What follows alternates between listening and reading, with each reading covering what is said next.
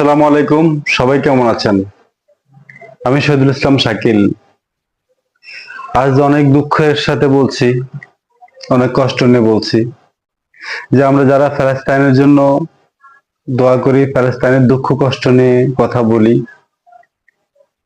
তাদের মনের অবস্থা খুবই খারাপ। কারণ প্যালেস্তাইনের মানুষের দুঃখ কমছে না, প্যালেস্তাইনের শিশুদের আর্তনাদ থামছে না, প্যালেস্তাইনের মায়েদের বুক খালি হয়ে যাচ্ছে, প্যালেস্তাইনের বাবাদের স্বপ্ন চুরমার হয়ে যাচ্ছে।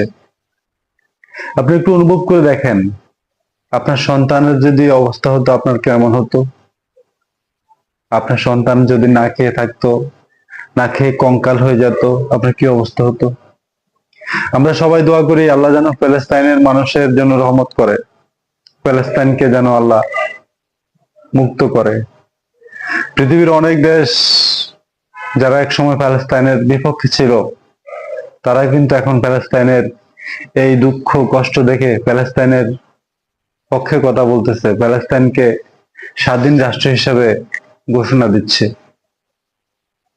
শুধু তাদের মন কাঁদে না, যাদের জন্য প্যালেস্তাইনের এই দুঃখ কষ্ট লেগে আছে।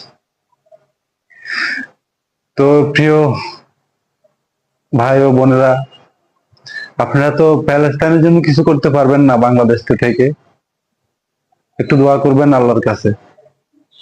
আল্লাহ যেন প্যালেস্তাইনের মানুষদেরকে রক্ষা করে, আল্লাহ যেন প্যালেস্তাইনের গরিব অসহায় শিশুদেরকে মানবিক দয়া করে, মানবিক দয়া করে। কারণ আপনার কষ্ট আপনি অনুভব করেন, কারণ আপনার সন্তান যদি আপনার সামনে কষ্ট করে, আপনার সন্তানের যদি